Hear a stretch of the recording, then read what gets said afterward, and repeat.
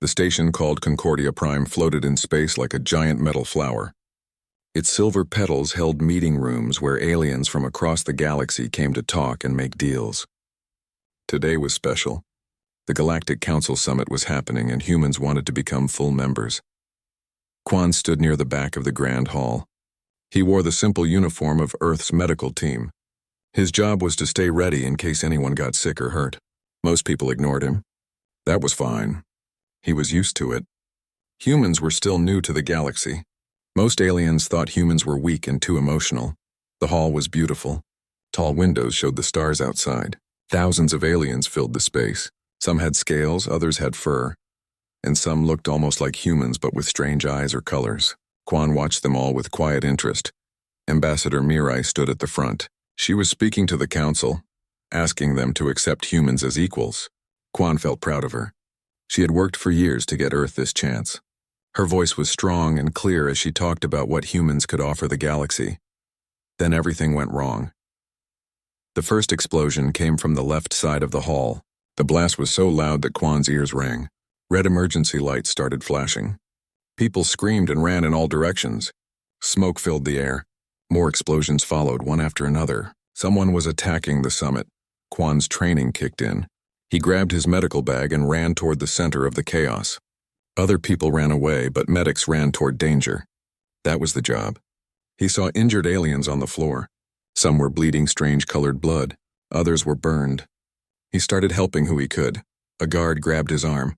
The alien had blue skin and 4 eyes. He shouted something Quan couldn't understand at first. Then the translator in his ear caught up. The guard was saying that the Empress was hurt. The Empress of the Valerian Empire. Quan's heart jumped. The Valerian Empire was one of the most powerful groups in the galaxy. Empress Yuna ruled billions of people across hundreds of planets. If she died here, there would be war. Maybe even war with Earth if anyone thought humans were involved. He followed the guard through the smoke. They reached a clear area where guards formed a circle. In the middle, Empress Yuna lay on the floor. She was tall and elegant, with pale skin that seemed to glow faintly. Her long black hair spread around her head. Parts of her skin had a crystal-like quality, especially along her neck and arms. That was normal for Valerians. They had crystalline structures in their bodies that helped them think faster than most species. Valerian doctors crowded around her. They worked quickly with their medical tools, but Quan could see the worry on their faces. One of them looked up and said something sharp in their language. The guards started arguing.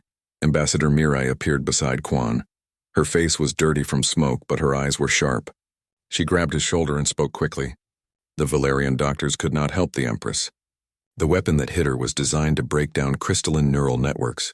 Their technology could not fix it fast enough. Yuna would die in minutes. Mirai looked at Quan with an intense expression. She knew about his gift. Most humans had some ability to help healing with their touch, but Quan was special. His bioelectric field was stronger than normal. When he touched someone who was hurt, his body sent healing energy into them. It made cells repair faster. It was why he became a medic. Mirai told the Valerian guards that Quan could help. They looked at her like she was crazy. One guard, who seemed to be in charge, stepped forward. His name was Commander Bo. He had sharp features and moved like a trained fighter. He asked how a human could possibly help when Valerian technology had failed. Mirai explained quickly about human bioelectric healing. Bo listened. He looked at the Empress, then at Quan, then back at the Empress. She was getting worse. Her glow was fading. Her breathing came in short gasps. Bo made a decision. He told Quan to try. Quan knelt beside Yuna. He pulled out his scanner and ran it over her body. The damage was bad. The weapon had sent a pulse through her crystalline structures. They were cracking from the inside.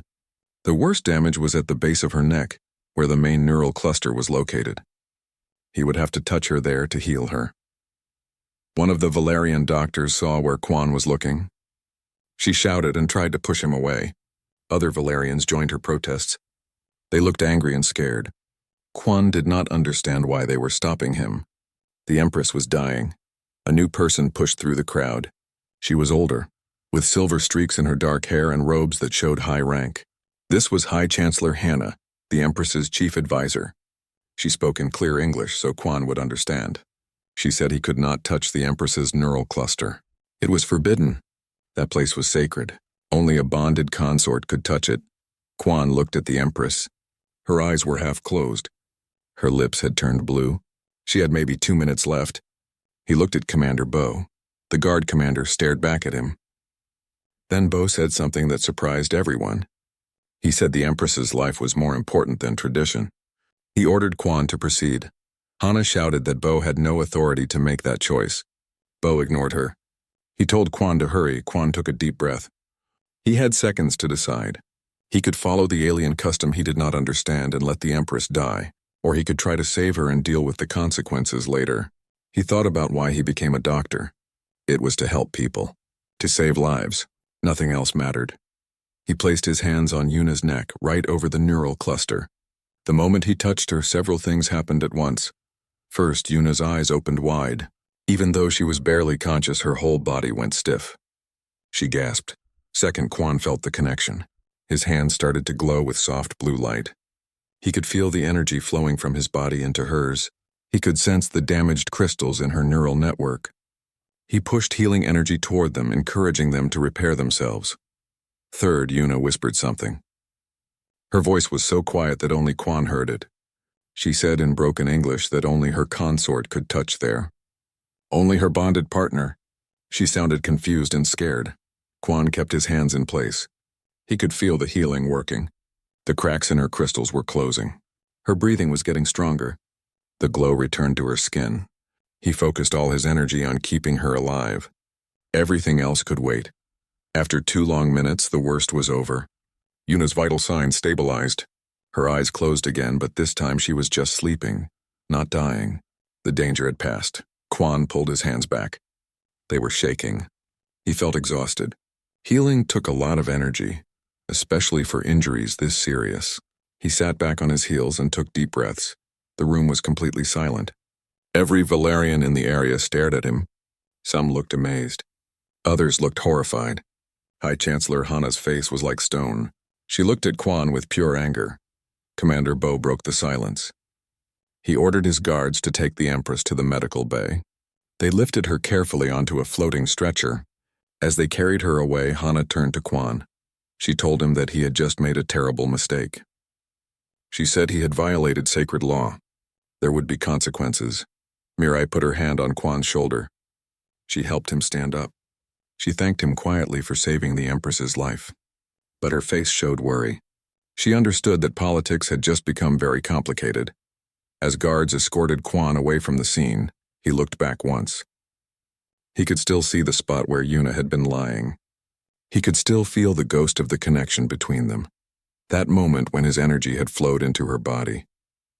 He had saved her life. He was sure of that, but he had a feeling that his own life had just become much more complicated. He did not know yet how right he was. Quan sat in a small room with guards outside. They had not arrested him exactly, but they had not let him leave either. The room had white walls and one window that showed the stars. He had been here for 6 hours. No one would tell him what was happening. He kept thinking about the moment he touched Empress Yuna, the feeling of her neural network under his hands, the way her body had responded to his healing energy, the fear in her eyes when she whispered those words. Only a consort can touch there. The door opened. Ambassador Mirai came in, followed by 2 Valerian officials. Mirai looked tired. She sat down across from Quan and folded her hands on the table. She told him they needed to talk about what he did. One of the Valerian officials was a doctor. She explained in simple terms what Quan had done. In Valerian biology, the neural cluster at the base of the neck was the center of their being. It connected to their brain and their crystalline network. It was the most intimate part of their body. When someone touched it, the neural cluster created a biological bond. The touch left an imprint that could never be erased. Quan felt his stomach drop. He asked what that meant. The doctor said it meant he was now bonded to Empress Yuna.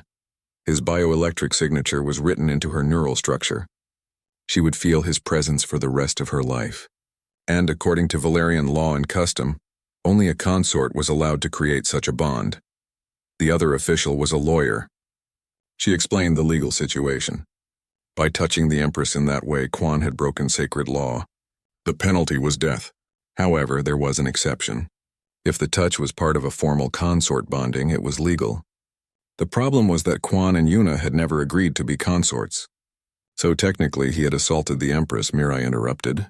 She argued that Quan was trying to save Yuna's life. He had no idea about Valerian customs. He should not be punished for an act of mercy. The lawyer said that ignorance was not an excuse under Valerian law. Quan asked if Yuna was okay. The doctor said yes. The Empress had recovered fully. She was awake and had been told about the bond. The doctor did not say how Yuna felt about it. The lawyer presented two options. First, Quan could accept execution. His death would satisfy Valerian law and honor. Second, he could formally become Yuna's consort. If they made the bond official, then his touch would be legal retroactively. The crime would disappear. Mirai asked what Yuna wanted. The lawyer said the Empress had not yet made her wishes known. She was meeting with her advisors. High Chancellor Hana was pushing for Quan's execution. She said allowing a human to become consort would disgrace the Empire. Commander Bo was arguing for mercy, saying Quan had saved the Empress's life. After the officials left, Mirai and Quan sat in silence for a moment. Then she told him the full picture. This situation had become huge news across the galaxy. Every species was watching to see what would happen. Some saw it as a scandal. Others saw it as an opportunity. Earth's government was divided. Some politicians wanted to use this to build closer ties with the Valerian Empire. Others worried it made humans look like schemers who would do anything for power. Quan put his head in his hands. He said he just wanted to save someone's life. He never asked for this. Mirai told him she knew that. But intentions did not matter now. What mattered was how they handled the situation going forward. 3 days passed. Quan stayed in comfortable rooms but could not leave. Valerian guards watched him constantly. He received messages from Earth. His family was worried but proud. His mother sent a video saying she knew he did the right thing. His old medical school friends sent encouragement. Some strangers sent angry messages saying he was destroying Earth's reputation. On the 4th day, Commander Bo came to get him. He said the Empress wanted to speak with Quan privately. Bo escorted him through the station's corridors. Other aliens stopped and stared as they passed. Some looked curious. Others looked hostile. Quan kept his eyes forward and walked calmly. They entered a guarded section of the station. Bo brought Quan to a large room with windows showing space. Empress Yuna stood at the window with her back to the door. She wore flowing robes in deep blue. Her black hair was pulled back in an elegant style. When she turned around, Quan saw her face for the first time while she was conscious. She was beautiful. Her features were delicate but strong. Her eyes were dark and intelligent. The crystalline structures in her skin caught the light and created small rainbow effects. She looked calm, but Quan could see tension in her shoulders. Yuna told Bo to leave them alone. The commander hesitated, then bowed and left. The door closed. Quan and Yuna stood looking at each other across the room. She spoke first. She thanked him for saving her life. Her voice was formal and careful. She said she understood he acted without knowing the consequences. She did not blame him for what happened. Quan said he was sorry for causing problems. He never meant to offend her or her people. If his death would fix things, he would accept it. He meant it. His life was not worth more than peace between their people. Yuna's expression changed. She looked almost angry. She said she would not execute someone who saved her life. That would make her a monster. But she also could not ignore Valerian law and tradition. Her people had customs that went back thousands of years. If she threw them away for personal reasons, she would lose their respect. She walked closer to him. She explained that she could already feel the bond. It was like a thread connecting them. She knew where he was in the station even when she could not see him. She felt echoes of his emotions. Sometimes she caught herself thinking in patterns that felt foreign, more emotional and quick. Those were his thoughts bleeding through the connection. Quan said he felt it too. Not as strongly as her, probably, but it was there. A pull toward her. An awareness. It was strange but not unpleasant. Yuna told him there was a third option that no one had mentioned yet. Valerian medical technology could sever the bond. It was dangerous and painful, but possible. The procedure took exactly 1 year to complete. During that year, the bonded pair had to spend time together regularly, or the severing process would fail and they would be bonded permanently. She proposed a solution. They would announce a formal consort bond, This would make Quan's original touch legal. They would spend 1 year together as required by the severing procedure. They would act like proper consorts in public. But in private, they would maintain distance. After 1 year, they would sever the bond. Both could return to their previous lives. Quan could go back to Earth. Yuna would find a proper Valerian consort eventually. Quan thought about it. He asked if she was sure. This would tie her to him for a year. People would judge her for being with a human. She said people already judged her constantly. That was part of being an Empress. 1 more year of judgment was acceptable if it solved the legal problem and kept him alive. He asked what she wanted personally, not as an Empress, but as a person. Yuna was quiet for a moment. Then she admitted she did not know. She had been bonded before. To a Valerian warrior who died in a war 10 years ago, she thought she would never bond again. The idea of being connected to someone new, especially someone so different, frightened her. But death frightened her more. And she believed Quan was a good person who deserved a chance. Quan agreed to her plan. They would spend 1 year as formal consorts, then sever the bond. They shook hands on it. When their hands touched, both felt a jolt of energy. The bond responded to physical contact. They pulled apart quickly. Yuna called Bo back in. She announced her decision. Commander Bo looked relieved. He said he would inform High Chancellor Hana and the Council. Yuna said she would make a public announcement that evening. That night, the entire galaxy watched as Empress Yuna stood before cameras and declared that she had accepted Quan as her consort. She explained that his healing abilities had created a bond. She chose to honor that bond rather than fight it. She said this represented a new era of cooperation between Valerians and humans. The speech was broadcast everywhere. Reactions were immediate and divided. Some Valerians celebrated, seeing it as their Empress showing strength and adaptability. Others protested, saying she had betrayed their culture. On Earth, celebrations broke out in major cities. Humans finally had a real connection to the powerful Valerian Empire, but some humans worried it was too fast, too strange. In his room, Quan watched the speech on a screen. He saw Yuna standing tall and confident, her voice never wavering even though he knew she must be scared. He felt something through the bond: determination, loneliness, hope, fear, all mixed together. He wondered what the next year would bring.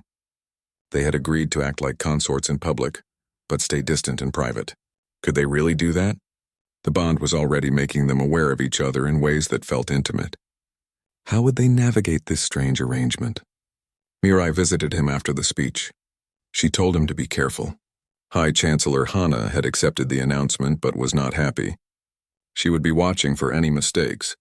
If Quan did anything wrong, Hana would use it as an excuse to end the arrangement. Possibly permanently, Quan promised to be careful. But even as he said it, he felt the bond pulling at his awareness. Yuna was somewhere in the station, probably still dealing with advisors and politicians. He could sense her exhaustion. He wished he could help somehow. Then he caught himself. That was exactly the kind of thinking he knew the Valerian homeworld was called Theros. Quan had seen pictures, but they did not prepare him for the real thing. The planet sparkled. Cities made of crystal and metal rose from green valleys. 3 moons hung in a purple sky. Everything was beautiful and strange and very alien. The imperial palace sat on a mountain overlooking the capital city. It was huge, with towers and gardens that seemed to go on forever. Quan had his own rooms there now. They were bigger than his entire apartment back on Earth, but they felt empty and cold. He had been on Theros for 2 weeks. Every day was full of lessons and meetings. Ambassador Mirai sent him instructions through secure messages. She taught him Valerian customs and how to avoid political mistakes. Do not speak unless spoken to at formal dinners. Always bow to nobles with specific angles depending on their rank. Never touch food until the Empress started eating. The rules went on and on. Commander Bo helped him more than Quan expected. The Valerian Guard commander seemed to respect him. Bo said that saving the Empress's life had earned Quan consideration, even if many people still did not trust humans. Bo taught him how to navigate the palace, which guards were friendly, and which courtiers were dangerous. High Chancellor Hana was the most dangerous. She watched Quan constantly. She never said anything directly hostile, but her eyes showed what she thought. She believed he was polluting Valerian culture. She wanted him gone. Quan tried to avoid her when possible. The hardest part was Yuna. They saw each other every day for official functions, but they rarely talked privately. In public, they played their roles well. She would rest her hand on his arm. He would stand close to her at ceremonies. They smiled at each other when people were watching. But in private, they maintained careful distance, except the bond made distance difficult. Quan could always sense where Yuna was in the palace. He felt her moods through the connection. When she was stressed from meetings with nobles, he felt tension in his own chest. When she was tired, he felt sleepy too. It was like living with someone inside his head. One evening, Quan stood on his balcony looking at the city. The sun was setting, turning the crystal buildings into flames of pink and orange light.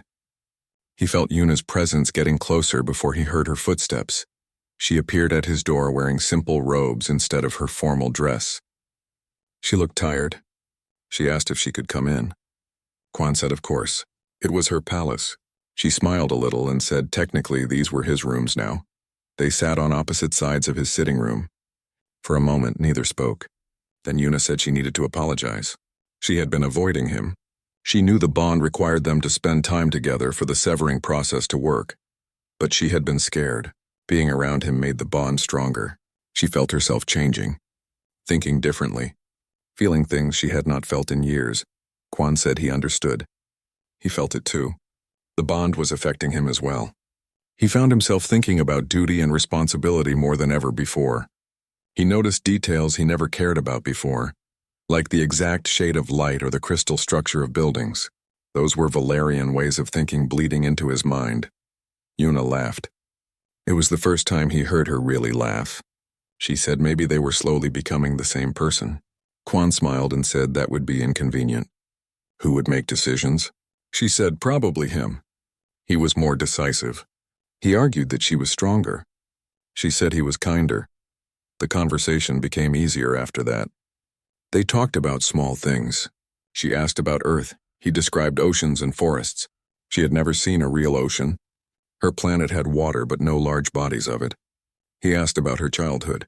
She told him about growing up in the palace, training from age 5 to be Empress. She never had real friends, only advisors and servants. Quan said that sounded lonely. Yuna agreed. Then she said something had changed since the bond formed. She did not feel as lonely anymore. Even when they were in different parts of the palace, she felt his presence. It was comforting in a way she had not expected. After that night, things shifted. They started having dinner together regularly. At first, they ate in formal silence. But gradually, they began talking.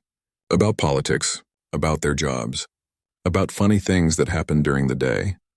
Yuna had a dry sense of humor that caught Quan by surprise. He made her laugh more often. One day, they attended a state dinner with ambassadors from other species. A diplomat from a species called the Thorians made rude comments about humans.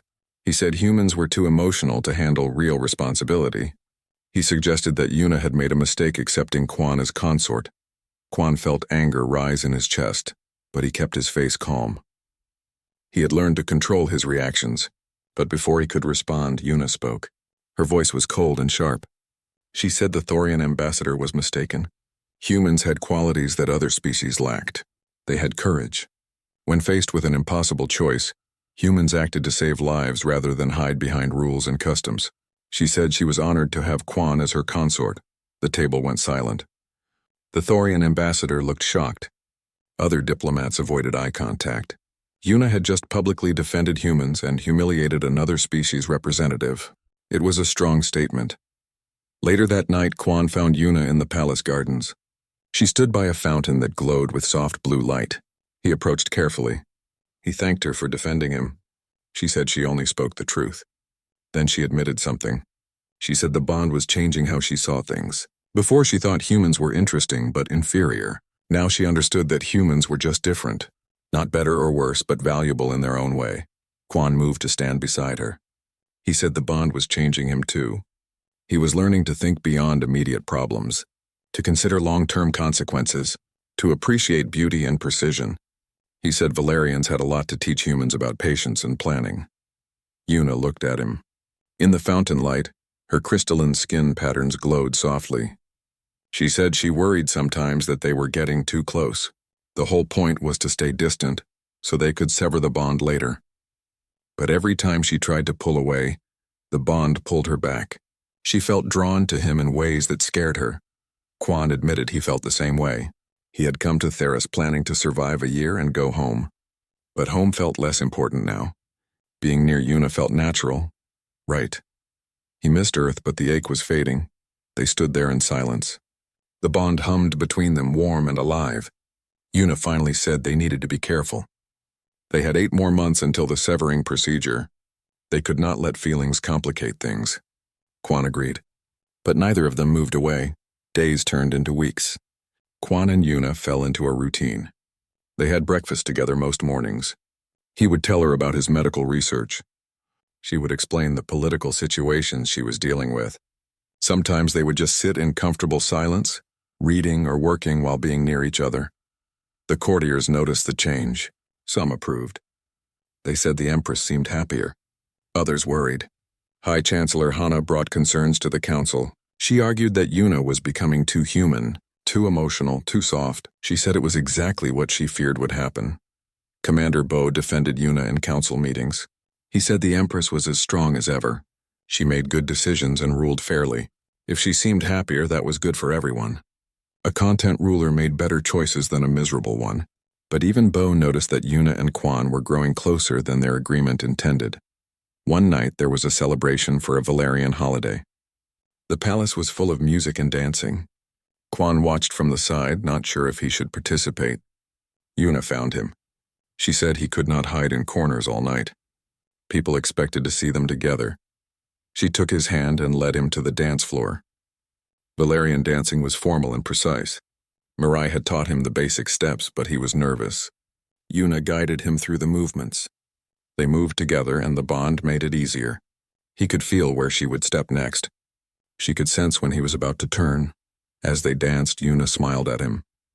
Not the formal smile she showed the public, but a real smile. She said he was getting better. He said she was a good teacher. She said actually the bond was helping them move together. It was like they were one person with 2 bodies. The dance ended. Everyone applauded politely. But Quan and Yuna stood there holding hands for a moment longer than necessary. They looked at each other and both realized the same thing at once. They were not pretending anymore. Something real was growing between them. The bond was no longer just biological. It was emotional too. That night, lying in his bed, Quan thought about the next 6 months. They had agreed to sever the bond and go their separate ways. But was that what he wanted now? He reached out with his mind, feeling for Yuna through the connection. She was in her own rooms, still awake, thinking, wondering, feeling the same confusion he felt. Neither of them had answers yet, but both knew that something important was changing. The careful distance they tried to maintain was crumbling, and neither was sure they wanted to stop it. Commander Bo came to Quan's rooms early one morning. His face was serious. He said they needed to talk somewhere private. They went to a secure room deep in the palace. Bo told Quan that the investigation into the assassination attempt had found new evidence. The attack was not random. Someone had planned it carefully. The weapon used was specifically designed to kill Valerians by destroying their crystalline structures. The attackers knew exactly when and where the Empress would be. It was an inside job. Someone in the Valerian government had betrayed her. Quan felt cold. He asked who was behind it. Bo said they were still investigating, but evidence pointed to members of the old noble families. Some Valerians wanted to stop any alliance with humans. They believed humans would weaken their empire. Killing Yuna and blaming it on human terrorists would have destroyed any chance of cooperation. Bo said the conspirators failed the first time, but they were still out there. They would try again. Quan needed to be careful. The fact that he was now Yuna's consort made him a target too. If they killed him, it might break Yuna emotionally or politically. Either way, they would win. 3 days later, Yuna announced she would travel to a sacred moon called Sirius Minor. Every year, the Empress had to perform a ceremony there to honor Valerian ancestors. It was tradition. She could not skip it without looking weak. Despite the danger, she had to go. As her consort, Quan was required to accompany her. They would take the royal transport with a small group of guards and advisors. It was supposed to be a simple day trip. Commander Bo did not like it. He wanted to delay the trip until they caught the conspirators. But High Chancellor Hana insisted. She said delaying would show fear. The Empress must maintain her schedule. The morning of the trip was beautiful. They boarded the royal transport, which was a sleek ship with comfortable rooms and crystal windows. Yuna wore ceremonial robes. Quan wore formal clothes that Valerian tailors had made for him. They sat together in the main cabin as the ship lifted off. Bo piloted the ship himself. He trusted his crew, but this was too important to delegate. Several other guards sat in the passenger area. High Chancellor Hana was there too, watching everything with her sharp eyes. The flight to Sirius Minor would take 2 hours. They were halfway there when everything went wrong. The ship's engines made a strange sound. Lights flickered. Bo shouted from the cockpit. Someone had sabotaged the ship. The main power system was failing. They were going to crash. Bo fought to control the ship. He managed to slow their fall, but they were still going down fast. Ahead was Sirius Minor's surface. It was mostly wilderness covered in dense forests and dangerous wildlife. Bo aimed for a clearing. They hit hard. Quan woke up with his head pounding. He was lying on the ship floor. Around him, others were groaning and moving slowly. He checked himself quickly. Bruises and cuts, but nothing broken. Medical training kicked in. He grabbed his emergency kit and started checking the others. Bo had a broken arm but was conscious. Most of the guards had minor injuries. High Chancellor Hana had a cut on her forehead but was already standing, organizing people. Then Quan realized he did not see Yuna. He found her in a back section of the ship.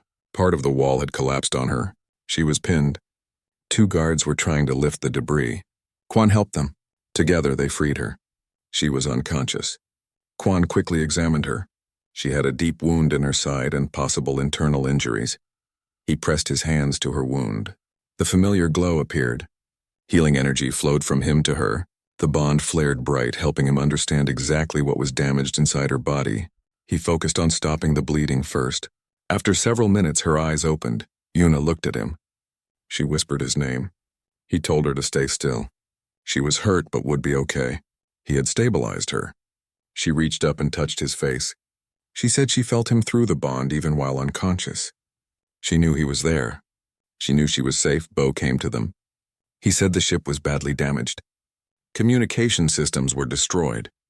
They could not call for help. They were in the middle of wilderness with limited supplies. The nearest settlement was 2 days' walk away. And Sirius Minor had predators, big ones. They gathered what they could from the wreck: food, water, medical supplies, weapons. Bo organized the survivors. 3 guards had died in the crash. 6 were alive, plus Bo, Hana, Quan, and Yuna. 10 people total. They needed to move before night fell. The predators hunted at night. Yuna could walk, but she was weak. Quan stayed close to her. They moved through the forest slowly. The trees were huge, with purple bark and silver leaves. Strange sounds came from all directions. Birds that were not really birds. Things moving in the shadows. Quan kept his hand on his weapon. They walked for hours. Yuna's face grew pale. The wound had reopened and was bleeding through the bandage. They needed to stop and let Quan heal her properly. Bo found a small cave as the sun was setting. They went inside. The guards set up a perimeter. Quan examined Yuna's wound again. He told her he needed to work on the internal damage. It would take time. She nodded. He placed his hands on her side. The healing energy flowed. He felt the torn muscles, the damaged blood vessels. He encouraged her cells to repair themselves. It was draining work. Sweat ran down his face. Through the bond, he felt Yuna's pain, but he also felt her trust. She was not afraid. She knew he would fix her. That trust gave him strength. He worked for an hour until the worst damage was repaired. Finally, he pulled back. He was exhausted. Yuna touched his hand and thanked him. That night, they took turns keeping watch. Strange sounds filled the darkness outside the cave. Something big moved past their position. The guard's scanner showed heat signatures. Creatures the size of ground cars. The predators were hunting. Quan sat with Yuna at the back of the cave. She leaned against him. She was still weak from the injury. She whispered that she was scared, not of dying, but of dying out here in the wilderness. She was an empress. She should die in battle or in her sleep surrounded by her people, not eaten by animals on a forgotten moon. Quan told her she was not going to die. He would get her home. He promised. She asked why he cared so much. They barely knew each other. In a few months, they would sever the bond and never see each other again. Why risk his life for her? Quan was quiet for a moment. Then he admitted that the plan to stay distant had failed. He cared about her, not because of duty or politics or the bond. He cared because she was brave and smart and funny. Because she tried so hard to be strong for her people even when she was scared. Because talking to her felt easy in a way nothing else ever had. Yuna looked at him with wide eyes. She said she had been fighting the same feelings. She told herself it was just the bond making her feel close to him. But it was more than that. She had been alone for so long.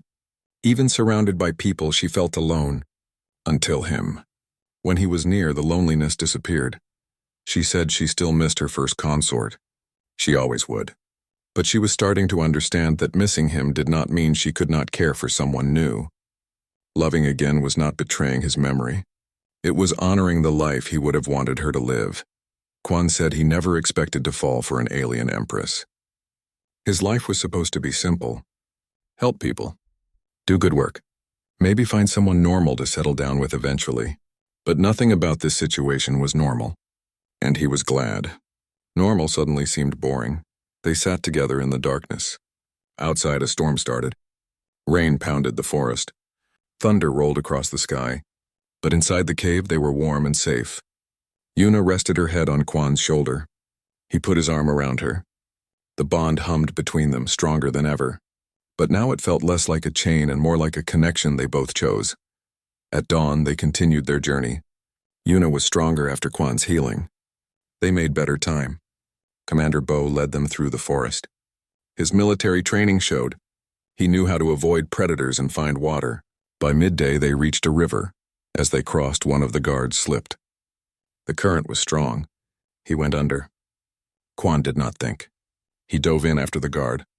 The water was cold and fast. He grabbed the guard and pulled him toward the shore. Bo and others helped drag them both out. The guard thanked him. He said Quan had saved his life. High Chancellor Hana watched this with an unreadable expression. Later she approached Quan. She said he was brave. She had been wrong about humans. They were not all weak and selfish. Some had honor. It was the closest thing to an apology he would get from her. On the second night, they camped under the stars. The group was exhausted but in good spirits. They would reach the settlement tomorrow. Rescue would come. They would survive. Yuna and Quan sat apart from the others. She asked what would happen when they got back to the palace. The bond severing ceremony was scheduled in 4 months. Did they still want to go through with it? Or had things changed? Quan said things had definitely changed, at least for him. He did not want to sever the bond. He wanted to stay with her. Not because he had to, but because he wanted to. Because somehow in the middle of this mess he had fallen in love with her. Yuna smiled. It was the most beautiful smile he had ever seen. She said she felt the same way. The past 2 days had shown her what really mattered. Not politics or customs or what people thought. What mattered was finding someone who would dive into a river for a stranger. Someone who would they reached the settlement at noon. The local Valerians were shocked to see the Empress walking out of the wilderness. Within an hour, rescue ships arrived. Medical teams checked everyone. News of the crash spread quickly. By the time they returned to the palace, the whole galaxy knew what had happened. Commander Bo went straight to work investigating the sabotage. He pulled security footage and interviewed maintenance workers. 2 days later, he came to Yuna with his findings. Quan was there when Bo made his report. What Bo said shocked them both. High Chancellor Hana was the leader of the conspiracy. She had organized the assassination attempt at the summit. When that failed, she sabotaged the royal transport. Her goal was to kill Yuna and prevent any human-Valerian alliance. She believed humans would corrupt Valerian culture and make them weak. Bo had evidence. Messages between Hana and several noble families. Financial records showing payments to mercenaries. Technical logs showing she accessed the transport systems before the flight. It was clear and damning. Yuna looked devastated. Hana had been her advisor since childhood. Hana taught her how to rule, how to make hard decisions, how to put duty above personal feelings. And the whole time, Hana was planning to kill her. The betrayal hurt more than any wound, but Bo had more to report. The conspiracy was bigger than just Hana. She had support from multiple noble houses and military officers. They planned to launch a coup during the upcoming Unity ceremony. This was the ceremony where Quan and Yuna were scheduled to either confirm or sever their bond. The conspirators expected them to sever it. That moment of transition would leave Yuna politically vulnerable. They would strike then. If Quan and Yuna went through with the severing, the coup would happen. Hana's forces would kill Yuna and seize control. They would blame the humans and start a war with Earth. But if Quan and Yuna made the bond permanent instead, they could outmaneuver the conspirators. A permanent bond would strengthen Yuna's position politically. It would be harder to overthrow her. However, making the bond permanent came with its own problems. Many Valerians opposed it. Traditionalists would see it as betraying their culture. Some might support the coup anyway, and Quan would have to give up any hope of returning to a normal life on Earth. He would be tied to Yuna and Valerian politics forever. After Bo left, Quan and Yuna sat together in silence. They had already decided in the wilderness that they wanted to stay together, but now the decision carried much heavier weight. Their personal feelings were mixed up with politics and survival. If they chose wrong, people would die. Yuna asked Quan what he truly wanted, not as a diplomat or as someone trying to help. What did he want for himself? Just him, the person. Quan thought carefully before answering. He said he wanted to be with her. He wanted to wake up next to her every day and talk about silly things over breakfast. He wanted to grow old with her, however that worked between their species. He wanted all of it, complications and all. Yuna admitted the same. She wanted him to stay. Not because of the bond or politics. Because he made her feel alive again. Because he saw her as a person, not just an empress. Because he jumped into rivers and fought predators and never asked for anything in return. She said she loved him. It was the first time she said it out loud. Quan said he loved her too. Then they talked seriously about the consequences. If they made the bond permanent, there was no going back. Ever. The medical procedure to sever it would no longer work. They would be connected for life. Quan would never be fully human again. He would always have Valerian thoughts mixed with his own. Yuna would always carry human emotions alongside her Valerian logic. Quan said that did not sound like a problem. It sounded like they would understand each other better than anyone else ever could. Yuna agreed. She said maybe that was the point. Maybe different species could learn from each other by sharing their perspectives this completely. They decided they would make the bond permanent. They would stand together at the Unity ceremony and announce it. They would face Hana's coup and beat it. And then they would build something new, a real partnership between Valerians and humans, starting with them. The next day, Ambassador Mirai arrived at the palace. She came with urgent news from Earth. Human scientists had been studying Quan's abilities. They discovered something important about how human healing worked. It was not random evolution. It came from humanity's history. Humans evolved on a difficult planet. They faced plagues, wars, disasters, ice ages. Survival required helping each other. Over thousands of years, the most successful humans were those who cared for their sick and wounded. This created evolutionary pressure. Humans who could share their life energy with others lived longer and had more children. Eventually, it became part of human biology. Mirai explained that every human had some healing ability. But most people never developed it fully. Quan was special because he trained his gift and used it constantly. But the potential existed in all humans. It was proof that humanity's greatest strength was not intelligence or tools or strength. It was empathy. The ability to care about others so deeply that it became a physical power. This information changed everything. It meant humans were not just another species trying to join the galactic community. They brought something unique, something valuable. The ability to heal, to share life itself, to connect with others in ways no other species could. Yuna realized this made their bond even more significant. She and Quan were not just two people who fell in love. They were proof that different species could merge their strengths. Her Valerian clarity and his human compassion. Her strategic thinking and his emotional insight. Together they were stronger than either species alone. That night, Quan and Yuna talked about their future. They made plans. After the Unity ceremony, they would create new programs. Human medics would teach healing techniques to other species. Valerian strategists would help humans with long-term planning. Schools would be established where young people from both cultures could learn together. Yuna said she wanted to visit Earth someday. She wanted to see the oceans Quan talked about. She wanted to meet his family. She wanted to understand the place that created someone like him. Quan promised to take her. He said his mother would love her. His hometown was small and quiet, nothing like the Imperial Palace, but it was home. He wanted to share it with her. As the Unity ceremony approached, tension built in the palace. Bo increased security. He arrested several conspirators, but Hana remained free. They needed her to think her plan was working. If they arrested her too early, her allies might flee or change their strategy. Better to catch everyone at once during the coup attempt. Hana came to see Yuna 2 days before the ceremony. She pretended to be concerned. She asked if Yuna was certain about severing the bond.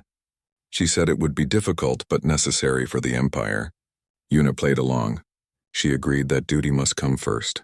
Inside, she felt sick lying to someone she once trusted. But it was necessary to catch the traitors. The night before the ceremony, Quan could not sleep. He stood on his balcony looking at the stars. Yuna found him there. She wore a simple robe, her hair loose. She asked if he was scared. He admitted he was. Not of the coup or fighting. He was scared of disappointing her. Of not being the partner she needed. Yuna took his hands. She said he could never disappoint her. He had already given her more than she thought possible. He gave her hope. He gave her laughter. He reminded her that life was not just duty and responsibility. It was also joy and connection and love. She said she was the one who worried about disappointing him. She was not easy to be with. She carried too much weight, made too many hard choices. Quan said that was exactly why he loved her. Because she never chose the easy path. Because she cared so much about doing right that it hurt her sometimes. Because she was willing to sacrifice her own happiness for her people. He said he did not want someone easy. He wanted her, with all her complications and responsibilities and strength. They stood together under the alien stars. Tomorrow would bring danger and challenges. But tonight they had each other. The bond glowed warm between them. No longer a chain, but a choice they both made freely. Whatever came next, they would face it together. Yuna said something had changed in her since meeting Quan. She used to think strength meant standing alone, needing no one, showing no weakness.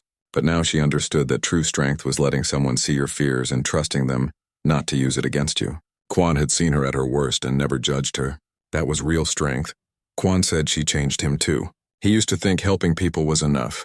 Just do good work and go home. But she taught him that sometimes helping meant standing up and fighting for what was right, even when it was hard. She taught him that compassion and strength were not opposites. They worked together. They went to bed that night in Yuna's rooms. They slept holding hands, the bond humming contentedly between them. Outside, guards prepared for the next day.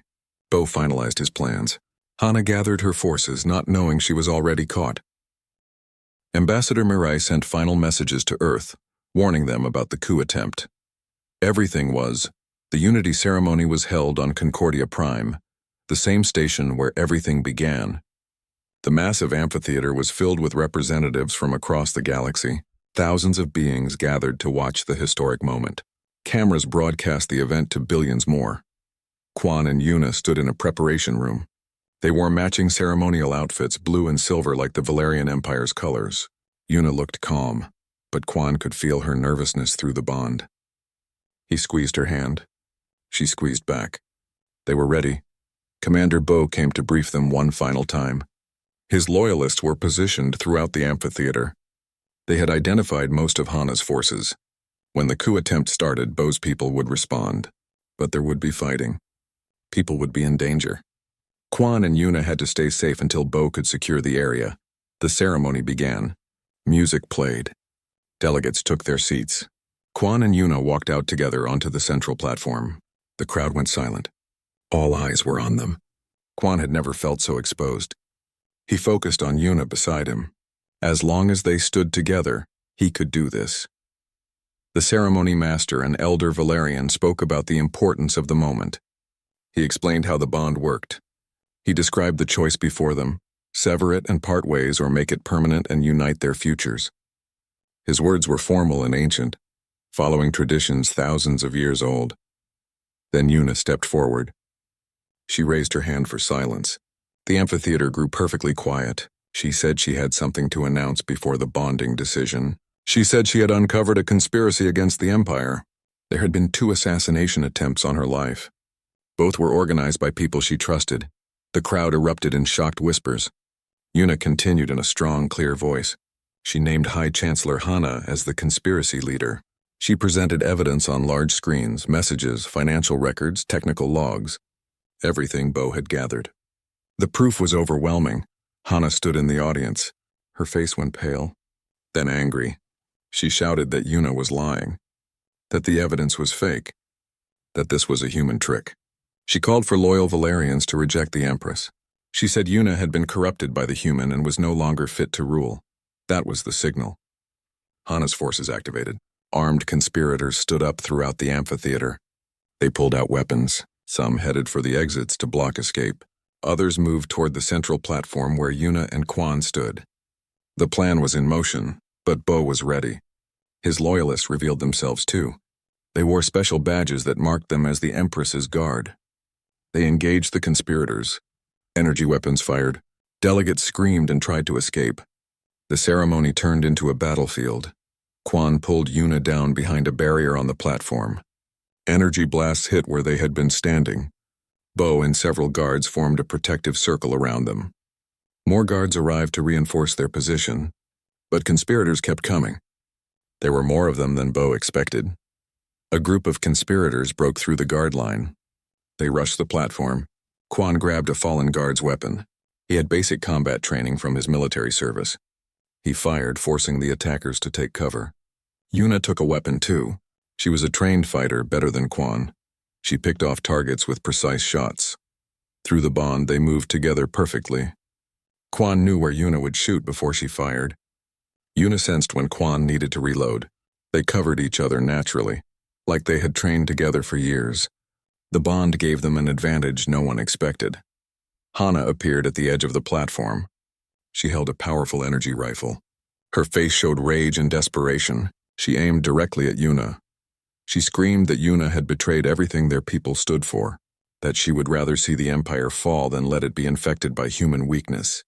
Hana fired. Quan saw it happening. Time seemed to slow down. The energy bolt flew toward Yuna. Without thinking, Quan threw himself in front of her. The blast hit him in the chest. Pain exploded through his body. He fell. The world went fuzzy. Quan could hear Yuna screaming his name. He felt her hands on him. The bond between them flared incredibly bright, brighter than ever before. Something strange happened.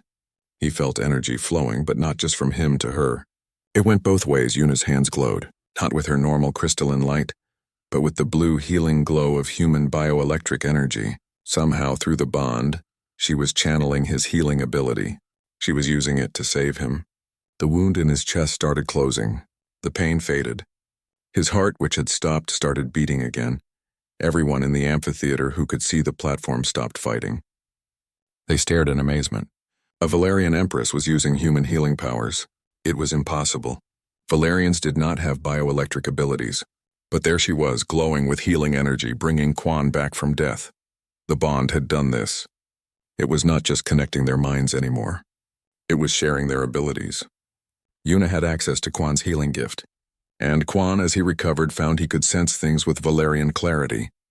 He could see energy patterns, calculate trajectories, think with perfect logic while still feeling human emotions.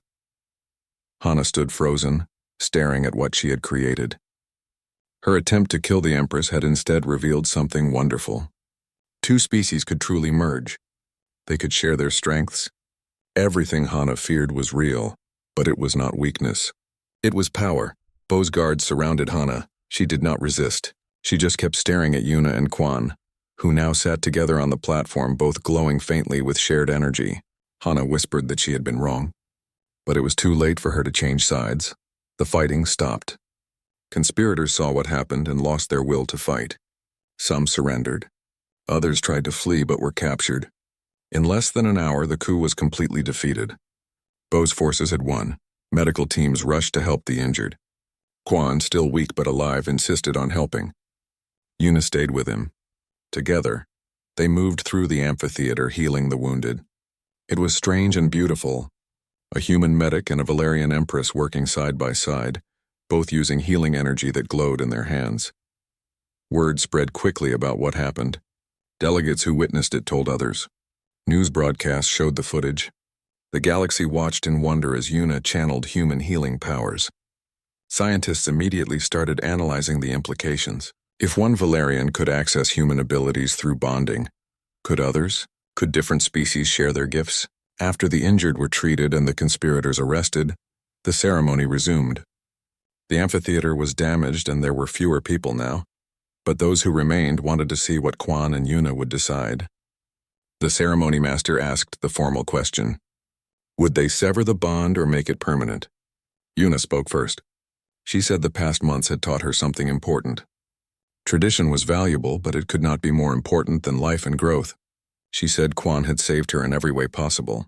He saved her life at the first assassination. He saved her spirit in the wilderness. He saved her from loneliness by becoming her true partner. She chose to make the bond permanent.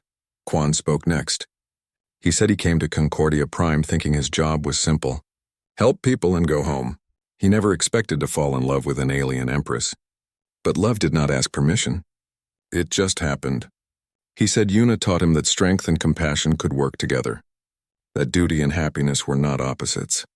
He chose to make the bond permanent too. The ceremony master completed the ritual. He declared them permanently bonded as consorts. The bond would never be severed. They were partners for life. The amphitheater erupted in applause. Not everyone was happy about it. Some delegates looked uncomfortable, but most saw it for what it was, a historic moment. The beginning of a new era. After the ceremony, the Galactic Council held an emergency session. They debated what the new bond meant. Finally, they voted. Humanity would be granted full membership in the Council. Earth would have equal status with other major civilizations. The bond between Quan and Yuna proved that humans could integrate with other species. They were not dangerous outsiders. They were partners. That night, exhausted but happy, Quan and Yuna returned to their rooms on the station. They sat together by the window, looking at the stars. Quan said he could not believe everything that happened. Just months ago, he was a simple medic. Now he was consort to an Empress and part of galactic history. Yuna said she could not believe it either. She had been so lonely before meeting him, so trapped by duty and tradition. Now she felt free. Not free from responsibility, but free within it. Free to make choices that honored both duty and her heart. Quan asked if she regretted anything. If the political problems and the violence and all the complications were worth it. Yuna thought about it. Then she smiled. She said every moment was worth it, including the scary parts, because they led here, to them together looking at stars and planning a future neither imagined possible. The bond glowed between them, permanent now, unbreakable. It carried healing energy and strategic clarity and love and hope. It was the bridge between two species, the start of something new. And it all began with a simple choice to save a life even when rules said not to. They fell asleep that night knowing the hard work was just beginning. 3 months after the Unity ceremony, Quan stood in a hospital on Theris. It was not a Valerian hospital, though. It was the first human Valerian medical center, built specifically to study how their species could help each other. Quan was the director. He spent his days teaching Valerian doctors about human healing techniques. It was challenging work. Most Valerians did not have natural healing abilities like humans, but they were learning to use technology to amplify what small bioelectric fields they had. Some showed surprising talent. A few could actually channel weak healing energy after months of training. It gave Quan hope that one day, healing would not be unique to humans. Yuna visited the hospital whenever her schedule allowed. She liked walking through the wards and talking to patients. She said it reminded her what leadership was really about, not ceremonies and politics, but helping real people live better lives. The patients loved seeing their Empress in person. Some were nervous at first, but Yuna had a way of making people comfortable. The conspiracy trials were finished. Hana and most of the coup leaders were sentenced to prison. A few received lighter sentences because they cooperated and provided information. Hana herself was given life imprisonment. During her final statement, she said she still believed she was right about humans being dangerous to Valerian culture. But she admitted that Quan was a good man, and maybe she judged too quickly. Yuna appointed a new High Chancellor, a younger Valerian named Tai, who believed in cooperation between species. Tai was practical and open-minded. She worked well with Ambassador Mirai, who now served as permanent Earth representative to the Valerian Empire. Together, they created new programs and trade agreements that benefited both civilizations. Commander Bo was promoted to head of Imperial Security. He took his job seriously, especially after failing to prevent 2 assassination attempts. He implemented new protocols and personally checked all security arrangements. He also became friends with Quan. They met weekly for drinks and conversation. Bo said Quan was the most unusual person he ever protected, and that was a compliment. Life settled into a new routine. Quan and Yuna lived in the Imperial Palace but tried to maintain some normalcy. They had breakfast together every morning.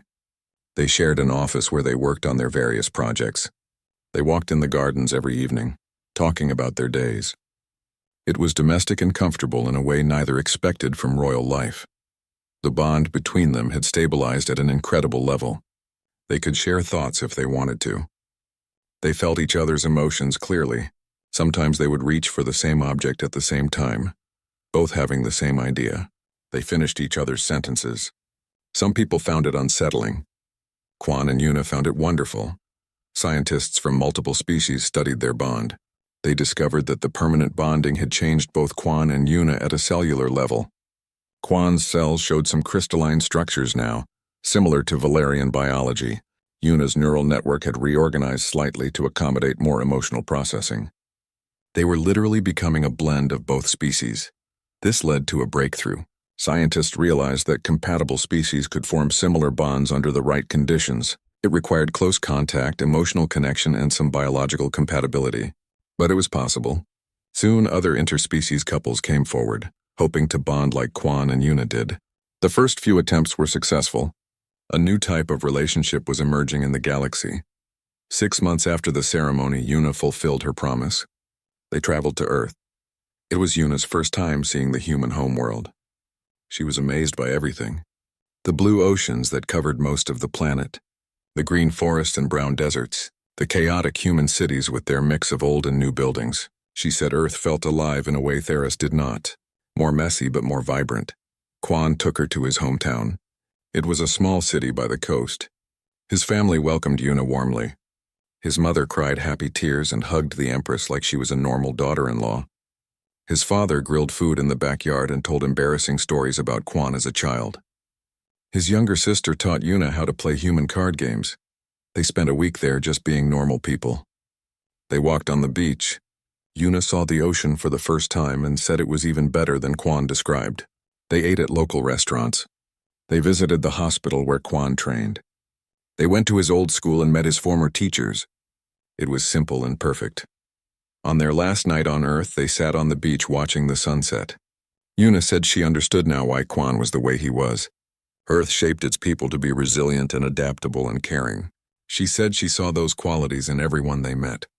Not just Quan. It was in his mother's kindness, his father's humor, his sister's openness. Humanity as a whole had these gifts.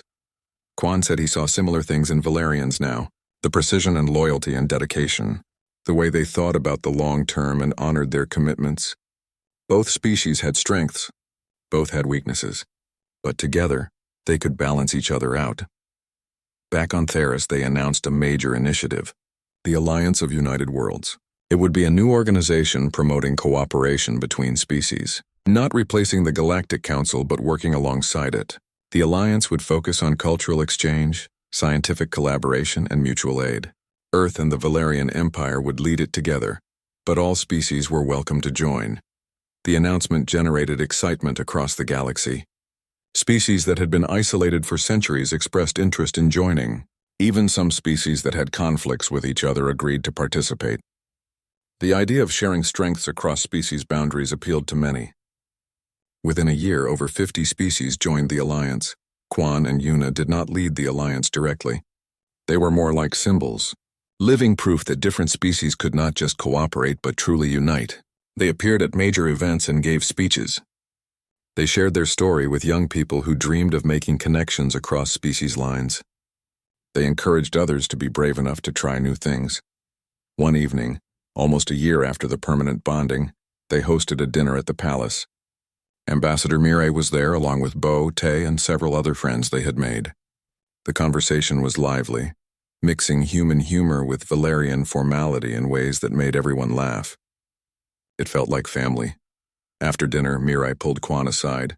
She said she was proud of him. When this all started, she had hoped for a diplomatic success, maybe some trade agreements. She never imagined he would literally change the galaxy. Quan said he did not change anything. He just fell in love and tried to do his best. Sometimes that was enough. Bo talked with Yuna privately too. He said she seemed happier than he had ever seen her. The weight she always carried looked lighter now. Yuna admitted that Quan helped her share the burden. Leadership was easier when you had a true partner. Someone who understood you completely and supported you without question. She said everyone should be so lucky. That night, after their guests left, Quan and Yuna went to their favorite spot, a balcony overlooking the capital city. The crystal buildings glowed with soft lights. 3 moons hung in the purple sky. Stars filled the darkness between them.